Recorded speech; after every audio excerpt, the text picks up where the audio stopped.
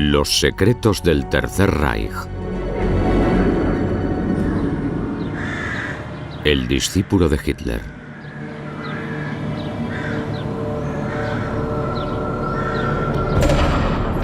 Esta antaño grandiosa mansión en la antigua provincia alemana de Baja Silesia fue asaltada por el Ejército Rojo en los últimos días del Reich de Hitler.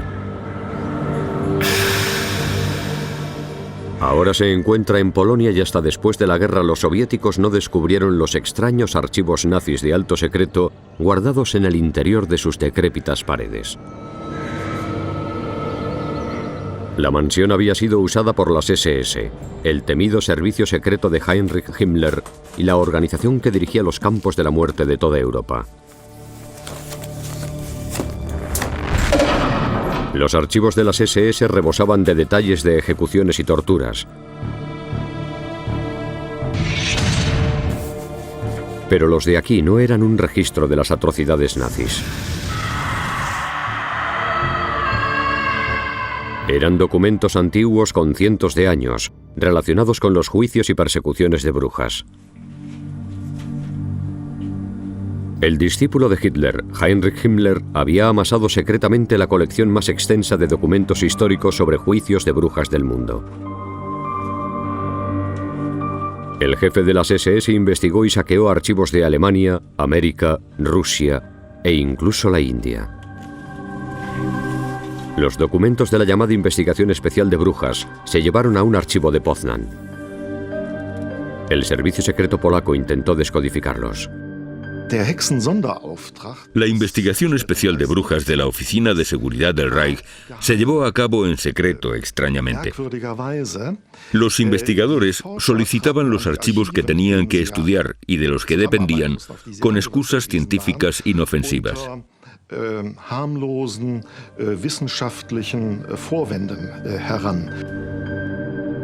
Himmler se había embarcado en otra investigación histórica con un objetivo práctico: encontrar pruebas de la cultura superior alemana en el pasado. Parte de la visión del mundo de Himmler estaba enraizada en las ideas sobre el pueblo ario, los mitos de la raza aria que se remontaban a siglos atrás. Contrató antropólogos, historiadores y geógrafos para encontrar pruebas de la preeminencia de la raza aria.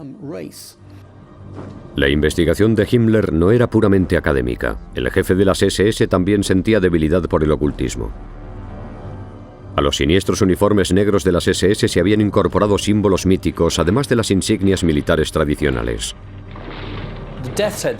El famoso símbolo de la calavera de las gorras de las SS era un símbolo militar alemán muy antiguo que ya habían llevado los prusianos a principios del siglo XIX.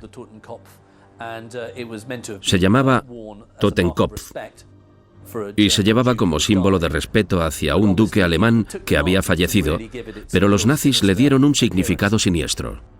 Intentaba crear un culto artificial de las SS, una mezcla muy rara de distintos elementos. El motivo era, desde el punto de vista de Himmler, reforzar la cohesión interna de las SS para que pareciese una organización elitista distinta de otras organizaciones nazis. Además de sus uniformes característicos, se diseñaron a medida rituales paganos para los miembros de las SS. Las ceremonias del solsticio iban acompañadas de fuegos sagrados y discursos solemnes. La llama sagrada nunca se apagará dentro de nosotros. El ritual del solsticio de invierno se celebraba poco antes de Navidad. El ritual del solsticio era un ejemplo clásico de la palabrería nazi. Lo que intentaba hacer la gente como Himmler era reemplazar el cristianismo en Alemania por un nuevo tipo de misticismo basado en antiguas leyendas esotéricas germánicas y religiones nórdicas, con cosas como Odín, Thor y las runas. Incluso las letras de las SS que llevaban en los cuellos de los uniformes estaban diseñadas como símbolos rúnicos. Un símbolo similar de estilo nórdico llamado Sol Negro estaba grabado en el suelo del castillo de Wewelsburg.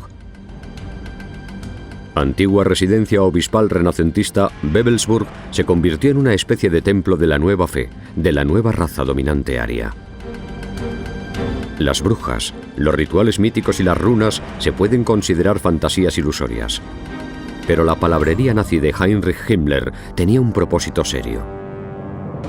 vincular a legiones de alemanes jóvenes y leales con el culto a la muerte de las SS.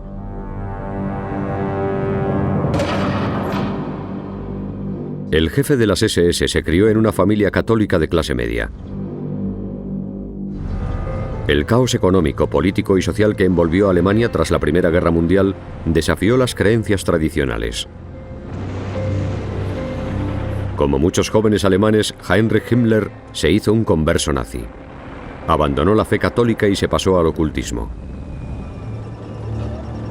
En época de crisis, las ideas nacionalistas como la ideología germánica de Himmler eran un sustituto popular de la Iglesia.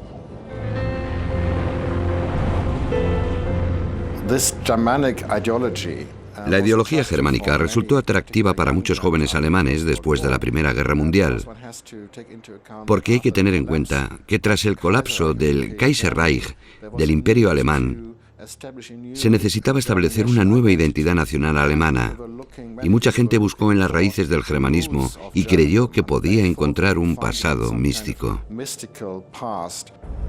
Himmler quería pruebas de ese pasado místico. Un accidente geográfico ligado a la leyenda, las rocas de Exern, cerca de Paderborn, quedó bajo protección de las SS. Son un fenómeno geológico impresionante y en Alemania, durante siglos, se las veneró como un lugar de misticismo, a veces cristiano, pero Himmler las consideró otra cosa de la que podía apropiarse como parte de su mística religión nazi que lo devoraba todo. El jefe de las SS encargó a arqueólogos que excavasen para buscar reliquias de la antigua cultura alemana, algo que pudiera sostener su visión de una gran identidad germánica perdida en el pasado. Encontrar dichas reliquias serviría para dos fines. Proporcionarían pruebas materiales para el nuevo culto germánico de Himmler y darían al jefe de las SS una excusa para dirigir su maquinaria del terror a lo que consideraba un enemigo del nacionalsocialismo, las iglesias cristianas.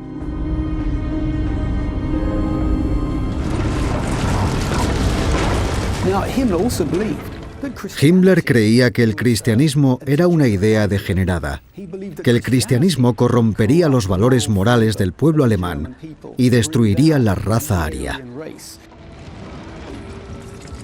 Himmler culpaba a los reyes cristianos, sobre todo a Carlomagno, de destruir la antigua cultura alemana, sus lugares sagrados, y de convertir a los paganos sajones al cristianismo. El jefe de las SS consideraba mártires a los sajones y en 1935 erigió miles de piedras para conmemorar su supuesto sacrificio. Otro tipo de cuento de hadas de los hermanos Grimm proporcionó otro pretexto al jefe de las SS para atacar al cristianismo.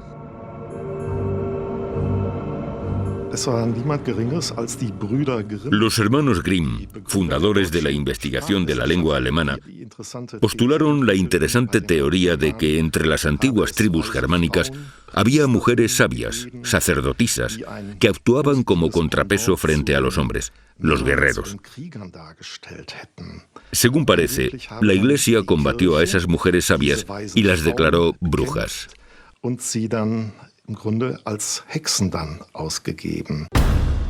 Eso podría explicar el proyecto confidencial de investigación de las brujas del Führer del Reich.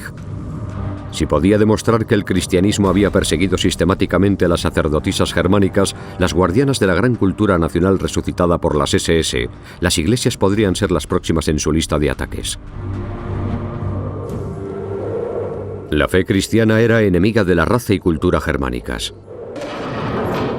Con la aprobación de Hitler, las SS contraatacarían. Pero el Führer no era seguidor de la virulenta cruzada antieclesiástica de Himmler ni de su investigación del pasado místico germánico. Hitler no tenía tiempo para las tonterías de Himmler. Le riñó por intentar sustituir el cristianismo, que consideraba una forma de misticismo, por otra religión, y le dijo abiertamente: «No quiero convertirme en un santo de las SS cuando me muera. Me retorcería en mi tumba». Creía que era demasiado pronto para esas actividades pseudo-religiosas de Himmler y la forma en que intentaba socavar la posición de las iglesias alemanas. Creía que no debía hacerse durante la guerra e intentó detenerlas varias veces. A pesar de las objeciones del Führer, Himmler continuó en secreto el proyecto de investigación de brujas desde 1935. Los agentes de las SS peinaron las bibliotecas y los archivos en busca de pruebas de las cazas de brujas. Usaron falsos nombres e identidades para tapar su rastro. Su jefe quería pruebas de las atrocidades cristianas contra las tribus germanas. Pero las fechas no cuadraban. Los investigadores de la Investigación Especial de Brujas se dieron cuenta de que la mayor parte de las cazas de brujas no tuvieron lugar en la Edad Media, sobre todo no al principio de la Edad Media, cuando todavía había tribus germanas, sino al principio de la Edad Moderna, lo que constituía una clara indicación de que el motivo no era combatir la religión germánica, porque en esa época ya no existía. Aunque los investigadores no encontraron lo que querían, el jefe de las SS siguió adelante a pesar de todo. Aparecieron archivos sobre una tal Margaret Himmler de Markelsheim, que fue quemada por bruja el 4 de abril de 1629. ¿Sería la acusada de brujería una antepasada de Himmler? Nadie lo pudo demostrar, ni estaba claro que el propio jefe de las SS lo creyera. Lo que está claro es que su secreto proyecto de investigación de brujas se llevó a cabo con máxima diligencia. En 1944 ya se habían catalogado meticulosamente más de 30.000 archivos. Para los que han estudiado al hombre y sus motivos, Himmler fue mucho más que un mero creyente en la ideología mítica germánica. Heinrich Himmler no era un hombre ordinario. Era extremadamente listo. Era diligente, trabajador y un gran organizador de instituciones y personas. Se le daba muy bien gestionar y manipular subordinados. Por supuesto, le empujaba su ambición personal y la ideología germánica basada en la idea de un pueblo germánico. Jugaba un papel importante, pero creo que ante todo era un político. Resultó una combinación altamente peligrosa y eficaz que le catapultó a lo más alto. En 1929, Himmler no era más que un diminuto piñón del engranaje del partido nazi. Las SS o Schutzstaffel no eran más que un pequeño grupo con 1000 afiliados. Servían de guardia personal de Hitler y otros prominentes líderes del partido. Pero a sus 29 años, Himmler ya tenía ambiciosos planes. Sus tropas se convertirían en algo especial, en la guardia de élite del partido nazi. Las hojas de sus puñales llevaban grabado «Honor es lealtad».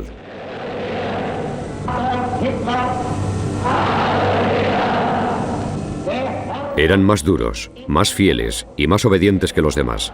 Los que llevaban la Totenkopf, el emblema de la calavera, juraban ser leales y valientes hasta la muerte. Los jóvenes acudían en masa a los pendones que proclamaban el lema «Alemania, despierta». En 1931, las elitistas SS de Himmler ya habían atraído a 10.000 miembros, muchos de las clases superiores y cultas que se consideraban superiores que los camisas marrones o SA. El atractivo psicológico de unirse a las SS y formar parte de ellas era el mismo que sienten los jóvenes de hoy cuando ingresan en fuerzas de combate de élite como los Navy SEALs, Delta Force o la británica SAS. Eran la crème de la crème. Si eres miembro de una unidad como esa, significa que tienes lo que tienes que tener.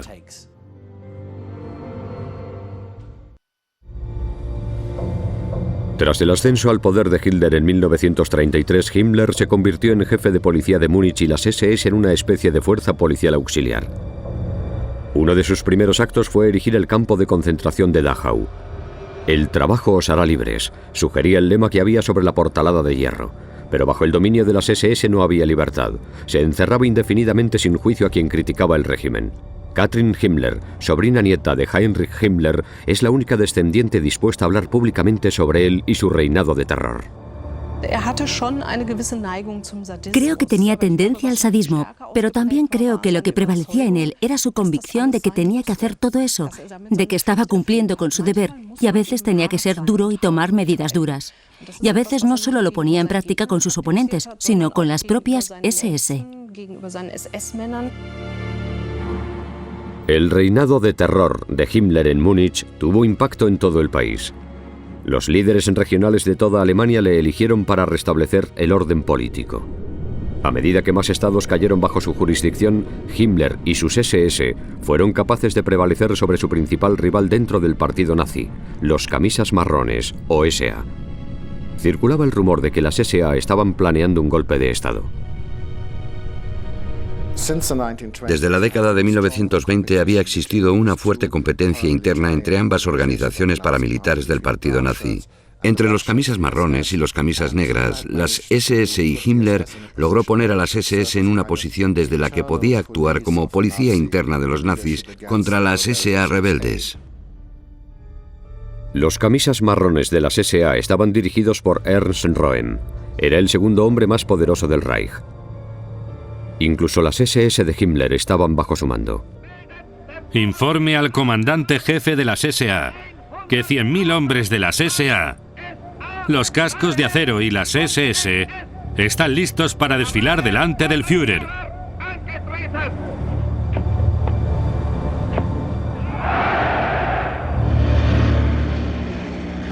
Cuando Hitler ascendió al poder, Röhm pensó que Hitler no estaba yéndolo bastante lejos, y como resultado, Hitler se dio cuenta de que las SA, que eran muy poderosas, podían representar una amenaza para su poder. Pero también el ejército se quejaba de la influencia de las SA. Hitler tuvo que elegir entre el ejército y las SA. Y se produjo la famosa Noche de los Cuchillos Largos de 1934, en la que Hitler erradicó a los líderes de las SA. Los exterminó de forma literal.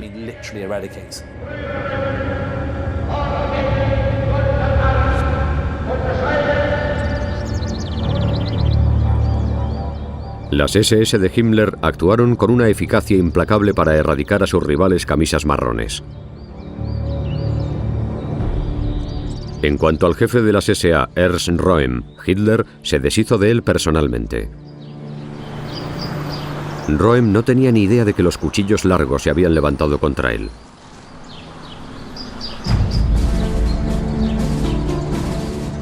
Estaba de vacaciones, acostado en un albergue junto a un lago bávaro, cuando su Führer y antiguo camarada irrumpió con un grupo de hombres de las SS.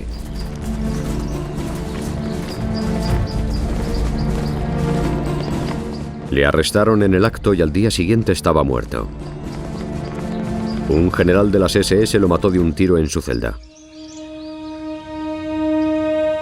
El jefe de las SS, Heinrich Himmler, había eliminado la potencial amenaza al mando supremo de Hitler y al hacerlo también había erradicado a su rival más poderoso dentro del régimen nazi.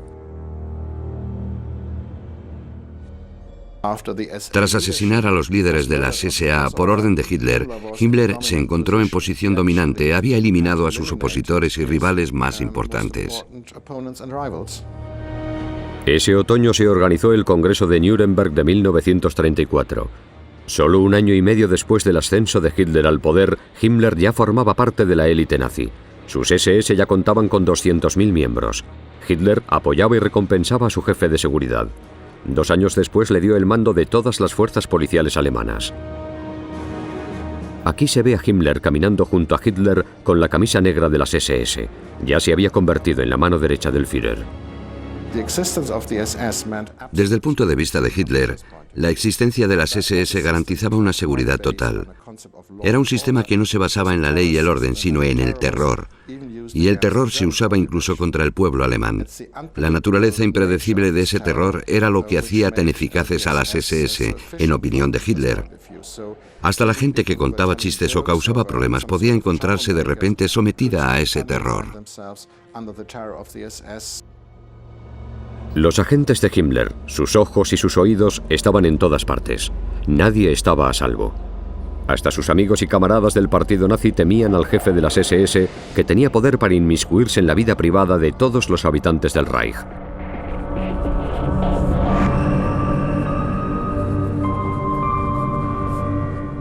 Pero Himmler se aseguraba de que su vida privada estuviera estrictamente protegida. Pocos conocían su relación secreta y las cartas que recibía que acababan con las palabras «No me olvides». Estaban firmadas con una de las adoradas runas germánicas del jefe de las SS, uno de los mismos símbolos grabados en el que llamaba su anillo de la calavera.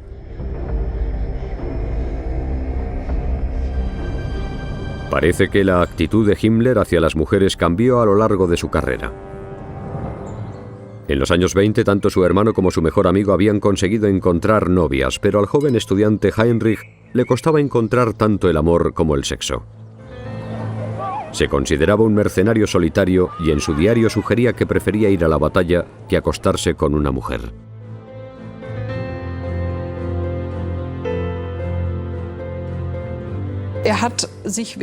Desde su época de estudiante se impuso un estricto código de conducta y de abstinencia hasta el matrimonio. Todo indica que no mantuvo relaciones sexuales hasta que conoció a su mujer. Todo ello está estrechamente relacionado con su profunda inseguridad en las relaciones con las mujeres. No sabía qué hacer con ellas ni cómo portarse con ellas. Al final superó sus inseguridades sexuales con una enfermera, Margarete Boden. Ella era 7 años mayor. Se casaron en 1928 y tuvieron una hija, Gudrun. El hombre que ordenaría asesinatos en masa a escala industrial era Heini, el padre y esposo ideal. Heini siempre fue el tío simpático al que le gustaban mucho los niños, que se interesaba por ellos y les traía regalos. Era un tío encantador, y también era así con su hija. Su hija también le quería mucho y siempre tenía muchas ganas de verle. Los diarios de Marga demuestran lo mucho que ansiaba ver a su padre y lo mucho que le echaba de menos.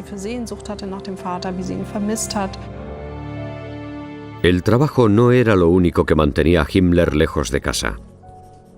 A principios de 1937 contrató como secretaria privada a la hija de un comerciante de 20 y tantos años. Hedwig Potast pronto se ocupó de algo más que de su agenda. Físicamente tenía la ventaja de la edad y además parece que era muy guapa. Era 12 años más joven que Heinrich Himmler, es decir, 19 años más joven que Marga Himmler, y tenía una personalidad completamente distinta. El divorcio estaba totalmente descartado en el caso de Himmler, pero se le ocurrió una solución distinta y conveniente: convertir el engaño en una cuestión de deber para las SS. Himmler dijo a sus hombres que lo más importante era tener hijos, dentro o fuera del matrimonio. Se le ocurrió la idea de casarse por segunda vez. Los hombres de las SS podían abandonar legítimamente a sus mujeres si encontraban parejas más jóvenes, atractivas y fértiles. Y a la vez que propagó esas ideas, mantuvo a su amante. Himmler quiso producir una raza de élite dentro de las SS y a la vez perdonarse su aventura extramarital. Cuando Alemania invadió Polonia en 1939 se enviaron unidades de las SS al frente. Himmler temía que sus tropas de élite más valientes murieran antes de tener ocasión de engendrar la futura raza dominante de las SS. En octubre de 1939 promulgó la llamada Orden de Procreación. Tener hijos dentro o fuera del matrimonio era tan importante como destruir al enemigo.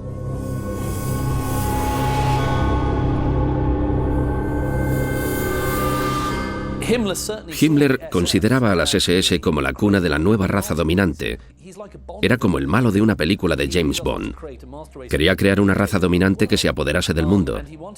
Quería que los hombres de las SS, que eran racialmente puros, que habían demostrado su linaje hasta el año 1750, se reprodujeran lo más posible, y creó las casas Leibenborg, donde se enviaba a los hombres a acostarse con las mujeres que vivían allí.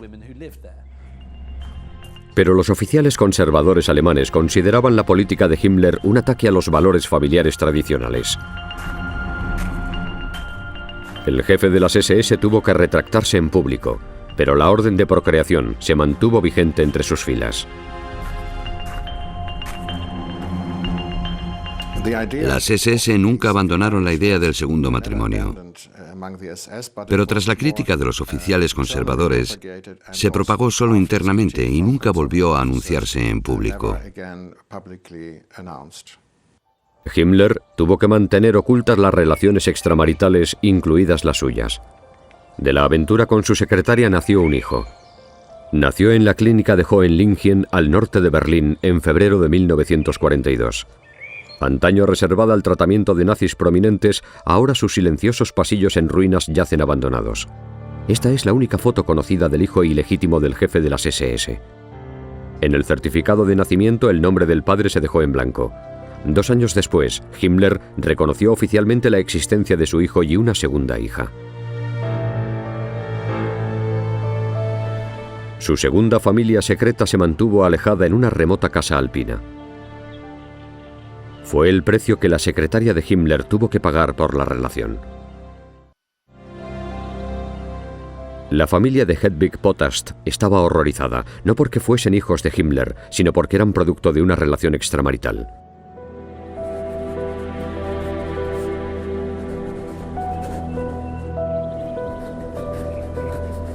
La joven madre tuvo que dejar su puesto de secretaria y solo veía al jefe de las SS de vez en cuando.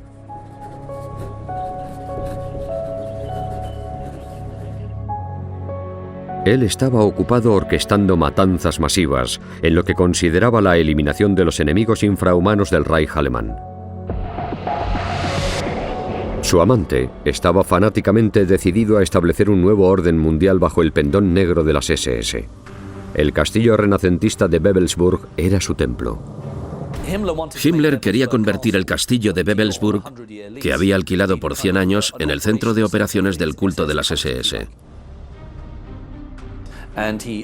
Lo adornó con todo tipo de runas nazis de soles negros en los suelos. Y tenía una mesa con 12 sillas inspirada en la leyenda artúrica. Si Alemania hubiera ganado la guerra, Himmler habría convertido Wewelsburg en un centro de formación de las SS donde se impartiría una instrucción casi religiosa. Era como acudir a la cuna espiritual de la máquina de mitos nazis. Pero los planes asesinos de Himmler no tenían nada de mítico. Los detalló en una reunión de altos oficiales de las SS congregados en el castillo en 1941, justo antes de que Alemania invadiera la Unión Soviética. Fue una declaración clave para el tipo de guerra que Himmler esperaba que sus hombres librasen en el este.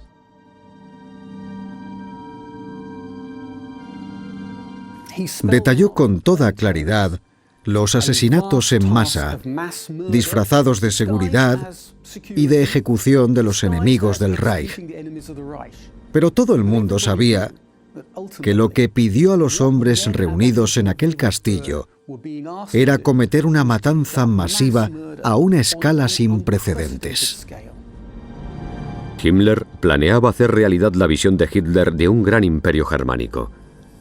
El imperio se extendería desde el Mar del Norte por el oeste hasta el Mar Caspio por el este. En su gran imperio alemán no había sitio para los judíos, los bolcheviques y los gitanos y otros llamados indeseables. La marcha hacia el este comenzó el 22 de junio de 1941. El ejército regular alemán, la Wehrmacht, invadió la Unión Soviética. Las unidades de las SS lo siguieron para librar su guerra de exterminio del bolchevismo y el judaísmo. Himmler tenía una ideología muy bien formada.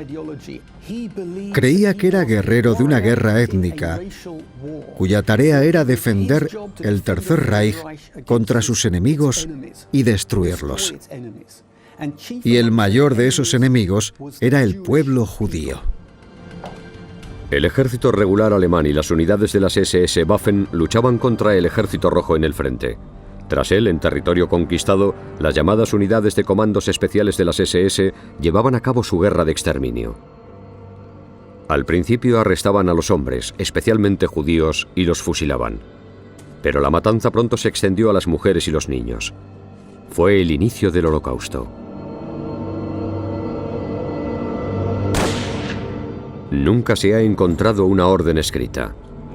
Pero el historiador Peter Longerich cree que ha averiguado cómo dirigió las matanzas el jefe de las SS sin dejar un rastro de papel que vinculase a él o a sus hombres con órdenes escritas.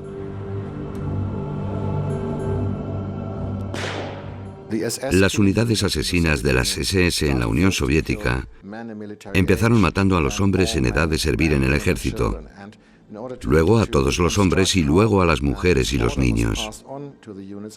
He reconstruido cómo daba Himmler las órdenes a las unidades y creo que usaba un sistema especial. Daba órdenes a sus generales que en realidad eran señales muy vagas y luego confiaba en que se guiaran por su intuición para entender lo que quería que hicieran. Luego viajaba a esos sitios y comprobaba si habían entendido sus órdenes correctamente.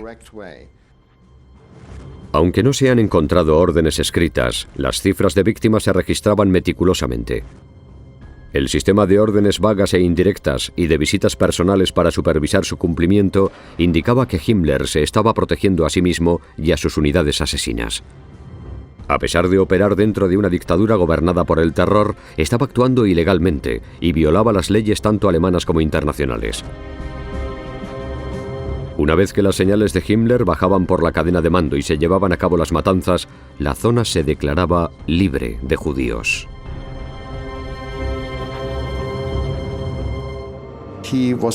Actuaba en terreno desconocido. Nadie sabía lo que pasaría al matar a cientos de miles de personas en un par de meses a base de ejecuciones.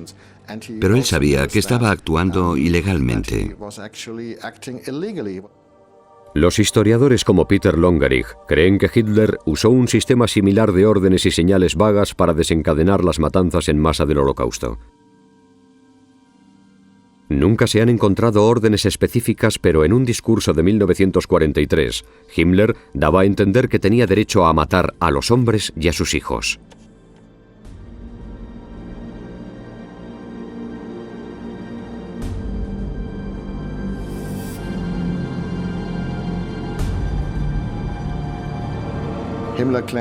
Himmler afirmaba que tenía derecho a extender las matanzas a mujeres y niños en la Unión Soviética. No decía que tenía órdenes expresas de Hitler, pero sí que estaba autorizado. Y creo que eso refleja el sistema que usaba Hitler. Daba órdenes y señales genéricas y confiaba en que a alguno de sus hombres se le ocurriera la solución radical. En este caso, fue Heinrich Himmler quien dio un paso al frente para orquestar la solución radical: el asesinato en masa de hombres, mujeres y niños. Himmler dio un discurso en el que dejó claro que las SS y el aparato de seguridad habían asumido la tarea de exterminar al pueblo judío. Y Himmler, de modo autocompasivo, afirmó que era una labor dura e ingrata, pero los hombres de las SS eran tan duros que habían podido llevarla a cabo. Ahora todo el que oiga el discurso sabe a qué se refiere y sabe que esa campaña de exterminio solo podía estar autorizada desde el máximo nivel por el propio Hitler. La campaña de exterminio que se extendió por el este en verano de 1941 no fue más que el principio. Para Himmler, las masacres solo eran una forma de hacer realidad el gran imperio germánico. En su opinión, la matanza de judíos de la Unión Soviética solo era el primer paso de un programa mucho mayor y exhaustivo con el fin de eliminar a millones de personas de los territorios ocupados de la antigua Unión Soviética. El Holocausto era el primer paso de una serie de genocidios. A finales de 1941, Himmler trabajaba en la llamada solución final de la cuestión judía. Había que transportar hacia el este a los hombres, mujeres y niños judíos desde los territorios ocupados por los alemanes. Al final del trayecto les esperaban las máquinas de asesinar de las SS como Auschwitz. Más de 1 millón de personas fueron gaseadas e incineradas solamente en ese campo. Se estima que unos 6 millones de judíos fueron víctimas de la manía racista orquestada e implementada por Heinrich Himmler. Muchos historiadores creen que no fue obra de un loco psicópata, sino de un hombre ambicioso y dinámico, decidido a llevar a cabo lo que consideraba una misión vital para su país. Heinrich Himmler no era un psicópata. Creía que era un guerrero contra los judíos y el bolchevismo, y que tenía que llevar la guerra a su fin implacablemente, sin piedad. No tenía nada de patológico. Al contrario, actuaba de forma lógica e implacable. Por eso da tanto miedo. Pero la guerra de exterminio de Himmler acabó con una derrota humillante con el asedio del Ejército Rojo y su amado Hitler refugiado en su búnker subterráneo de Berlín. Estando allí, una emisión en alemán de la BBC conmocionó a Hitler. Según un informe, Himmler ha ofrecido a Estados Unidos y Gran Bretaña, pero no a la Unión Soviética, la rendición incondicional. Hitler se enfureció. Había ordenado a sus fuerzas luchar con el último hombre y la última bala. Consideró la oferta de rendición de Himmler la máxima traición de su más fiel servidor.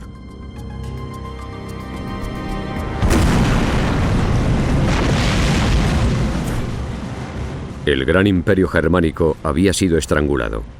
Los aliados habían avanzado por el oeste después de que los desembarcos del día D aplastasen el muro atlántico de Hitler en junio de 1944.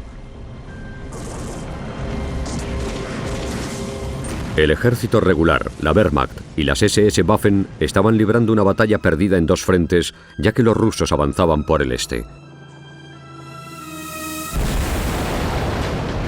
Un mes después de los desembarcos del día D, la bomba de la trama de von Stauffenberg estalló en el corazón del cuartel general de Hitler.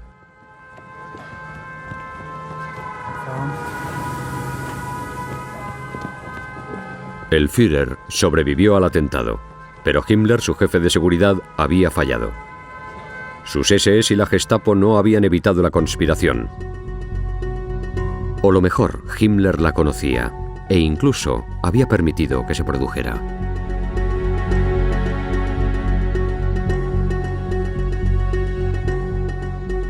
Al mes siguiente, el primer ministro británico Winston Churchill recibió un mensaje de Himmler.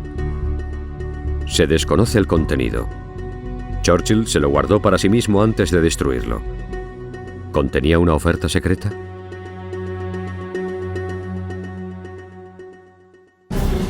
De vuelta en Alemania, Himmler interpretó el papel de patriota redomado. Mientras las SS eran destruidas en los frentes, reclutó civiles, viejos y niños, para organizar la última defensa. Nuestros malditos enemigos tendrán que tomar nota de que si alguna vez es posible que logre abrir una brecha en Alemania, el sacrificio para el atacante sería tal que equivaldría a un suicidio nacional. Hitler había ordenado a Himmler que liderase lo que quedaba del aplastado ejército alemán para resistir en el frente oriental. Pero el jefe de las SS del Reich volvió a fallar. En marzo de 1945, el Ejército Rojo se encontraba a 60 kilómetros de Berlín y Himmler fue despojado del mando en el este. El jefe de las SS se retiró al mismo y exclusivo sanatorio nazi donde nació su hijo ilegítimo. El hombre que había engañado a su mujer también había engañado a su Führer. Himmler tuvo un visitante, el vicepresidente de la Cruz Roja sueca, el conde Folke Bernadotte. A través de él, esperaba contactar con los aliados a espaldas de Hitler. A cambio, el jefe de las SS ofreció permitir que algunos reclusos de los campos de concentración emigrasen a Escandinavia. Himmler, arquitecto del Holocausto, creía que podía suceder a Hitler y que los aliados occidentales se unirían a él en una nueva guerra contra la Unión Soviética. Himmler siempre mostró una actitud muy pragmática y utilitarista. Y al final de la guerra creyó que podría usar a los reclusos de los campos de concentración para negociar con los aliados. Creyó que podría encontrar un nuevo papel que jugar en el mundo tras la derrota de Alemania. Por ejemplo, como comisario especial de seguridad de Europa o algo así. Por supuesto, desde nuestro punto de vista, parece absurdo, pero no se puede menospreciar la ambición de Himmler y su capacidad para cambiar de papel. Himmler mantuvo las negociaciones en secreto frente a Hitler. El Führer exigía luchar hasta la muerte, no rendirse. Un mes antes de suicidarse, Hitler condecoró personalmente a los que quedaban como defensores del Reich, los adolescentes de las juventudes hitlerianas. Mientras dejaba que los niños, los viejos y las últimas tropas agotadas se enfrentasen al fuego vengativo del Ejército Rojo, Heinrich Himmler huyó hacia el oeste. Hitler aguantó en su búnker hasta el 22 de abril de 1945, cuando declaró que la guerra estaba perdida y no tenía más órdenes que dar. El jefe de las SS lo tomó como una señal y ofreció abiertamente la capitulación a los aliados occidentales. ¿Fue una traición? ¿Desafiaba el lema grabado en su daga "Honor es lealtad"?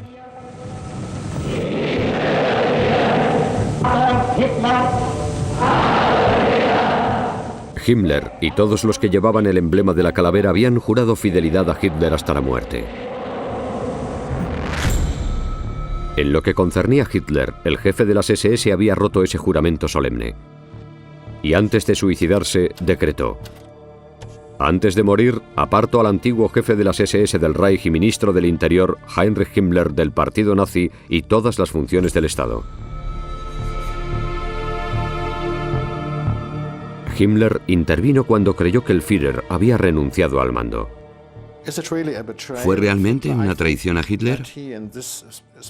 Creo que en esa situación, Himmler pensó que Hitler ya no podía actuar y que era su deber tomar la iniciativa. Días después de la oferta de rendición de Himmler, el sueño de Adolf Hitler del Reich, que duraría 1000 años, acabó en el búnker que se convirtió en su tumba. Antes que enfrentarse a los rusos, el Führer se suicidó.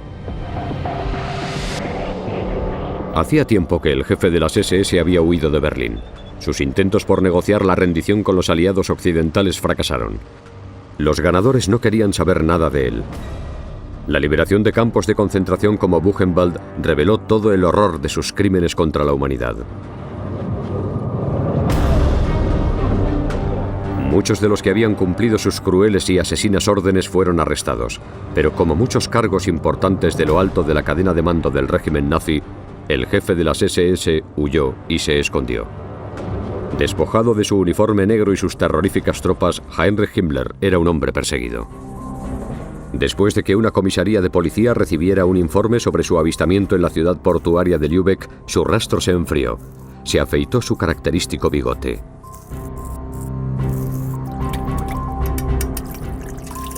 Su mujer Marga y su hija Gudrun aparecieron en Italia. Afirmaron que no tenían ni idea de dónde estaba Himmler.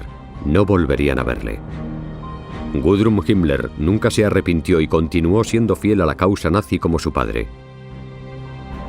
Tras la guerra trabajó para proteger a los veteranos de las SS y criminales de guerra en una oscura organización llamada Ayuda Silenciosa.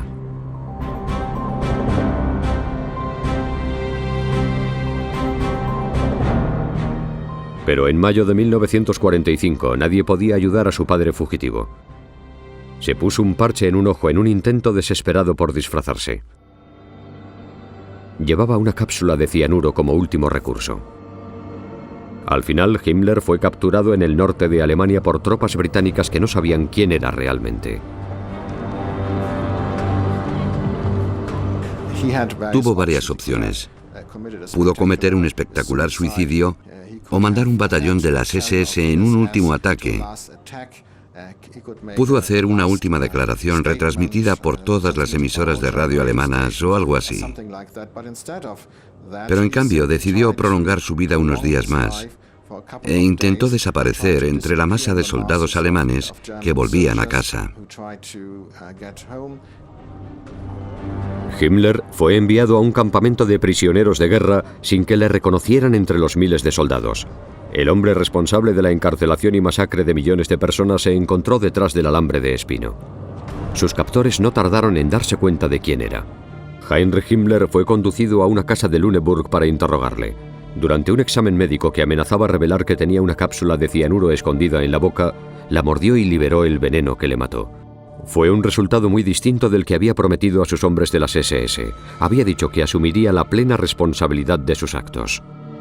Su actitud de suicidarse en el último momento, tras intentar ocultar sin éxito su paradero, fue especialmente decepcionante para los oficiales de las SS,